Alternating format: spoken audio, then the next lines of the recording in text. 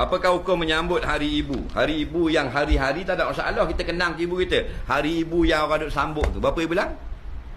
Hari itu tidak ada orang Islam sambut. Dulunya disambut oleh orang Majusi, kemudian oleh orang Kristian.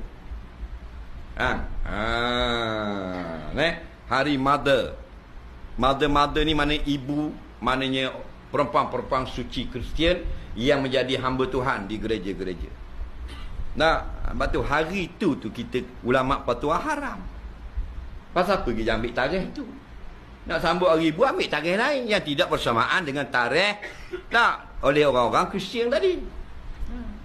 Jadi bila kita ambil wisama, jadi tasyabuh. Man tasyabbaha biqaumin fa innahu minhum. Barang siapa pergi sama dengan orang kafir, dia macam puak kafir nak juga.